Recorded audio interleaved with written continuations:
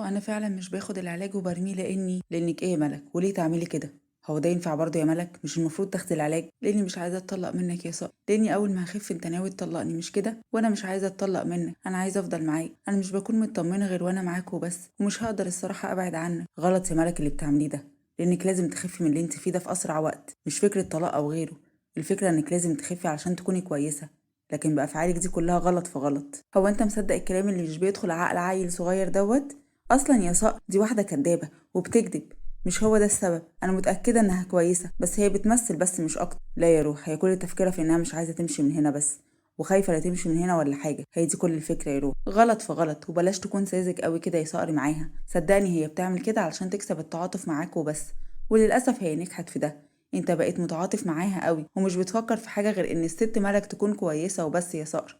بس غلط، لازم تعرف ان ده مسلسل حمضان منها اصلا مش اكتر. عندك حق يا روح، انا كمان شاكه في كده، وان دي خطه منها وعلشان تفضل هنا بس على ذمه صقر. ايوه بالظبط يا غرام، وانت يا صقر لازم تصدق الكلام ده وتعرف الحقيقه دي وانها بتلعب علينا. لا يا صقر مفيش الكلام ده، انا بس كل همي ان انا ما بعدش عنك، وعلشان كده بطلت اخد العلاج. مش عايزه اخف ليه ولمين وانت مش معايا؟ انا مش بمثل، انا فعلا تعبانه. كلكم شفتوا الاشاعات والتحاليل وكل حاجه، ازاي همثل في التحاليل؟ انا رحت مستشفى معرفش اي حد فيها اصلا، وهو انا رحت المستشفى عندي؟ بالعكس، مستشفى مش بتاعتي، ولا اعرف انا كنت رايحه انهي مستشفى ولا اي حاجه. انا واحده عملت حادثه فوقت لقيت نفسي في المستشفى. يبقى ازاي كذب وتمثيل؟ واكيد الدكتور اللي هناك مش عاشق لسواد عيوني علشان يكذب علشاني. صقر وروح كانوا معايا في المستشفى، محدش فعلا سابني يوم. بلاش كل شويه تعملوا فيا كده ارجوكم.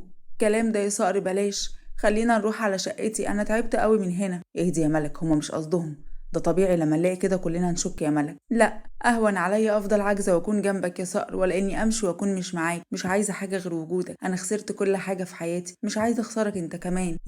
انت مش بتتعبي من الكذب؟ المفروض انك دكتوره يا ملك، يعني المفروض عندك شويه انسانيه. فين كل ده؟ فين الانسانيه؟ انت واحده ما تعرفيش حاجه خالص عن الانسانيه. مش بكذب، انا بقول الحقيقه كلها، وانا فعلا تعبانه وما كدبتش في حاجه، وفعلا ما خدتش العلاج علشان ما اخفش. خلاص يا جماعه، هي اكيد مش بتمثل. ازاي يعني يا صقر الكلام ده؟ انا متاكده. لا يا روح، انت بس الفتره دي كل حاجه شايفاها بشكل غلط. اهدي بس. ليه؟ هو انا مجنونه علشان اشوف كل حاجه غلط؟ وقعدت ملك تعيط. كل ده علشان ماليش حد تعمله فيا كده؟ اكمني وحيده ويتيمه، الدنيا كلها بتيجي عليا بالشكل ده. يا ريت كانوا اهلي عايشين بدل ما انا لوحدي بالشكل ده وماليش حد، وكل حاجه جايه عليا. انا خلاص تعبت، انا مفيش حد يسندني لما اقع. انا عايزه امشي من هنا، مشوني من هنا. صقر رجعني بيتي. اهدي يا ملك بس. لا مش عايزه افضل هنا خالص، ارجوك يا صقر، انا خلاص تعبت من انهم كلهم شايفيني بالشكل الوحش ده، انا ما بقتش قادره على كل حاجه. لا يا ملك، انا معاك اهو، استحاله اسيبك، انا عمري ما هسيبك وانت محتاجه لحد جنبك. انا جنبك لحد ما ترجعي كويسه. انا هثبت لكم انها كدابه وانها فعلا بتمشي، انا لازم اثبت ده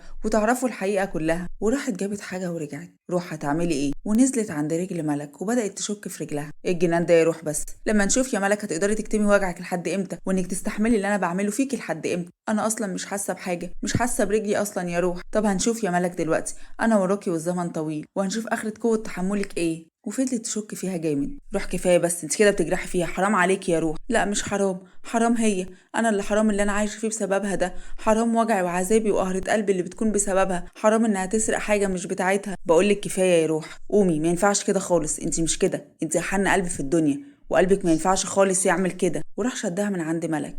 فوقي يا روح، ما تخليش مشاعرك تسيطر عليكي بالشكل ده وتعملي افعال ضد اللي متعودين عليها. انا عارف انك بتحاول تحمي علاقتنا، بس علاقتنا عمرها ما هتنهار يا روح، خليكي عارفه ده كويس. انا مش قادره استحمل، انا بحبك وغيرانه عليك، ووجودها هنا مؤذي لينا كلنا يا صقر. طلقها ارجوك، وكفايه قوي كده، انا خلاص تعبت ومش قادره. طلقها، واحنا هنجيب لها طقم تمريض ياخد باله منها، وهجيب لها اكبر دكاتره كمان، وهنهتم بكل حاجه ونقدر نعمل كل ده. وهي بس مش على ذمتك، مستعده اقعد من شغلي واهتم بيها يا صقر، بس ارجوك طلقها، انا هفضل جنبها لحد ما تكون كويسه زي ما هي ما فضلت جنبك. كفايه يا روح ارجوكي كلامك ده، اهدي شويه يا حبيبتي، هدي اعصابك. وطلعت روح تجري على بره، وهو راح وراها. انت رايحه فين يا روح؟ انا اعصابي تعبانه ومش قادره افضل هنا قدامها، انا مش قادره خالص يا صقر. طب تعالي اركبي معايا يا روح. على فين يا صقر؟ هاخدك ونرتاح بعيد شويه عن هنا، ما اقدرش اشوفك كده او ضعيفه يا حبيبتي. وركبوا العربيه مع بعض. هنقعد في الفيلا بتاعتنا يومين يا روح، تمام؟ تكوني هديتي. ماشي، اي حاجه بس ابعد هنا، اعصابي تعبانه قوي ومش قادره استحمل. عارف يا حبيبتي، وانا معاكي وما تخافيش من اي حاجه طول ما انا معاكي يا روح. ماشي. وراحوا على الفيلا بتاعتهم. يلا يا حبيبتي انزلي. نزلوا ودخلوا على جوه، وراح مسك ايديها. روح. نعم يا صقر. عمري ما شفتك كده من وجع يا صقر، انا اسفه على اللي عملته، انت زعلان مني مش كده؟ لا يا حبيبتي، عمري ما ازعل منك مهما حصل، انت كل حاجه ليا. انا بحبك قوي وبخاف عليكي، وانت عارفه كل ده كويس قوي مش كده؟ اه يا صقر، كده ونص كمان، عارفه كل حاجه، انا اسفه بجد. خلاص مفيش حاجه، بلاش تعملي الحركات دي مره تانية يا روح. ممكن هحاول على قد ما اقدر يا صقر. حاضر. حاولي يا حبيبتي، انت على طول قلبك كبير يا روح. انت البنت اللي قدرت تسرقني بطيبة قلبها. حاضر يا حبيبي، اهدي بقى يا روح. حاضر يا صقرتي من عينيا. هدخل اعمل لنا قهوه ولا حاجه يا صقر؟ ماشي ماشي يا روح. دخلت المطبخ تعمل قهوه، وكانت سرحانه والقهوه فارت على ايديها، وجري عليها صقر. روح في ايه؟ كنت حاطه ايدي والقهوه فارت عليا.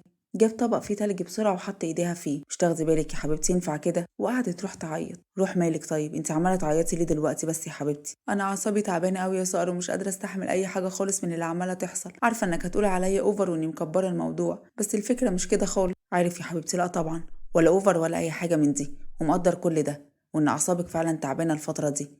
الفتره اللي عدت علينا ما كانتش سهله خالص يا حبيبتي، وانا عارف طبعا كل ده. بلاش تتعبي نفسك بالتفكير، انا معاكي وكل حاجه هنحلها مع بعض. حاضر يا صقر. وراح شالها حطها على الرخامه.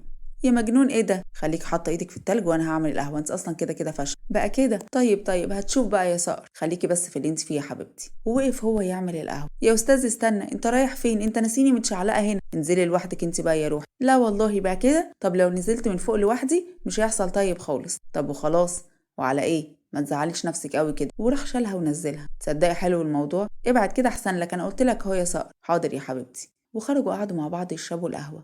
ونرجع عند ملك. كانت قاعدة فوق متضايقة ومش طايقة نفسها. مدام ملك، مش محتاجة حاجة؟ مش عايزة حاجة، اطلعي بره. أنا مش عايزة أي حد معايا خالص، أنا مش طايقة نفسي. طب اهدي، علشان كده غلط عليكي يا مدام ملك. بس انت مالك أصلا؟ مالكيش دخل بيا. تمام تمام يا مدام ملك. وخرجت من عند ملك. وملك كانت زي المجنون. تعمل أنا فيا كده؟ طب ازاي؟ ماشي يا روح، انت حسابك عمال يتقل معايا قوي، بس عموما ماشي، هنشوف. وفي أوضة مهاب وعشق. معقولة تكون فعلا ملك بتمثل يا عشق؟ مش عارف الصراحة. أنا كمان مش عارفة يا مهاب. أنا شفت منها إنها عايزة تعمل أي حاجة، وعندها استعداد لأي حاجة، بس صقر يكون معاها وما يطلقهاش. فاللي زي دي عندها استعداد تعمل أي حاجة يا مهاب. عندك حق يا عشق، احنا لازم نتأكد ونعرف فعلا هي بتمثل ولا ايه حكاية ست ملك دي كمان. عندك حق، احنا لازم نحاول نعرف كل حاجة والحقيقة ايه هي، ونشوف قصة ملك. طيب يا عشق، ربنا يحلها من عنده.